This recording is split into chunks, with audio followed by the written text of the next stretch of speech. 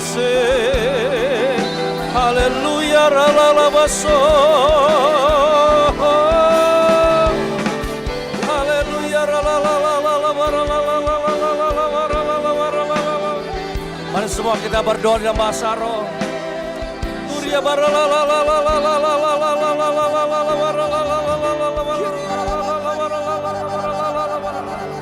Sambil angkat kedua tangan kita di hadapan Tuhan, mari kita berdoa dalam bahasa roh. Oh, dia bersandar kayak oh, bersandar hirawasika ya oh,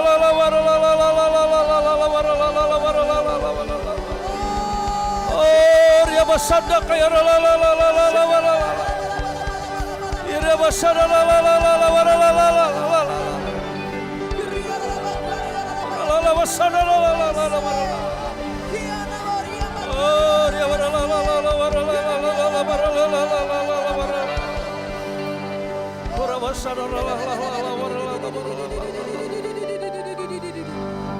sungguh hati kami melimpah dengan syukur ya Bapa. Pada sore hari ini Tuhan yang sudah menghimpun setiap anak-anak-Mu, gereja-Mu Tuhan, di mana Tuhan akan berbicara melalui hamba-Mu Bapak Pendeta Aruna Tuhan.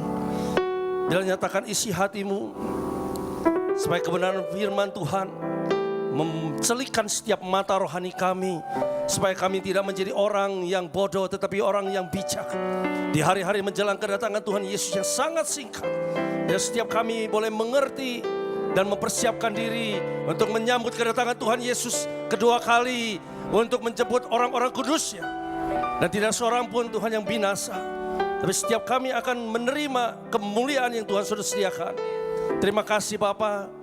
Kami serahkan seluruh waktu ini dalam tangan Tuhan. Urapi hamba-Mu, urapi kami semua, sehingga roh hikmat dan pewahyuan boleh turun atas setiap kami, terlebih hamba-Mu Tuhan, yang akan menyatakan isi hati-Mu.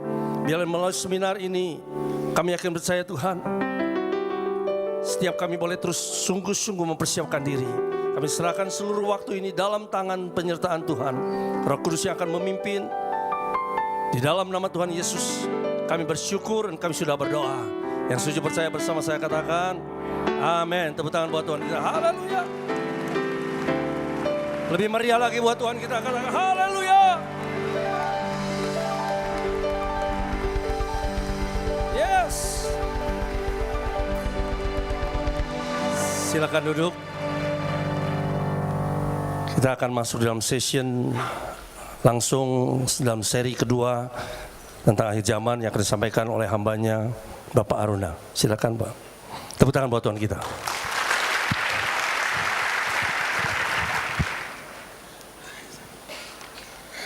Shalom saudara sekalian.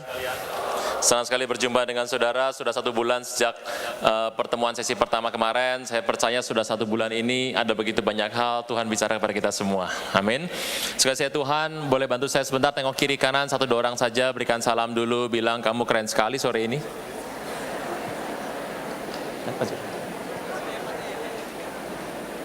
Lurus. Oke, makasih ya. Saudara Tuhan, senang sekali ada di tempat ini. Saya percaya bahwa tentu saja apa yang kita buat hari-hari ini itu berharga di mata Tuhan. Amin.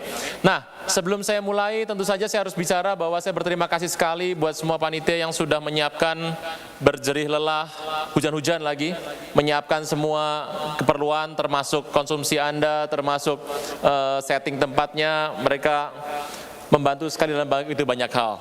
Nah, kalau saudara tidak keberatan, boleh berikan tepuk tangan untuk panitia hari ini.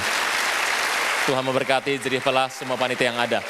Nah, saudara saya Tuhan, saya akan lanjutkan sedikit, saya review dulu apa yang sudah saya bagikan pada tanggal 16 Oktober yang lalu. Saudara saya Tuhan, ada berapa hal yang terjadi menurut Alkitab sebelum rapture terjadi. Saya akan ulang kembali Wahyu 14 ayat 14 mencatat dengan jelas bahwa Wahyu 14 ayat 14 mencatat Wahyu 14 sampai 16. Ini adalah ayat mengenai rapture. Wahyu 14 ayat 14 sampai 16 adalah ayat mengenai rapture. Nah, ayat 17 di bawahnya adalah kejadian pasca rapture. Jadi semua kejadian yang ada setelah orang di rapture itu ada di Wahyu 14 ayat 17 sampai ke bawah. Amin. Nah, berarti kalau ini adalah ayat rapture, ayat-ayat dari Wahyu 13 sampai Wahyu 14 ayat ke-13 ini bicara mengenai, shootnya boleh dekatkan sini, bicara mengenai kejadian-kejadian apa yang terjadi sebelum rapture. Nah, saudara Tuhan, dengan demikian kita bisa melihat urutan-urutan kejadian kira-kira apa yang terjadi sebelum rapture. Kalau Anda datang ke tempat ini pada sore hari ini, malam hari ini, ingin mengetahui tanggal dan jamnya rapture, Anda pasti kecewa. Saya tidak akan membahas itu karena memang manusia nggak ada yang pernah tahu. Tetapi kita mau membahas mengenai urutan kejadian apa yang terjadi sebelum rapture. Kalau Anda membaca Wahyu 13 ayat yang pertama sampai Wahyu 13 ayat yang ke-18, Antikris akan datang dari mana? Bapak Ibu bersama dengan Bapak Ibu sudah ada buletin doa dari Rayon 2, Bandung. Jadi kalau Anda membaca itu sebenarnya sudah satu seri yang sangat luar biasa sekali. Nah, bisa disiapkan PowerPoint-nya.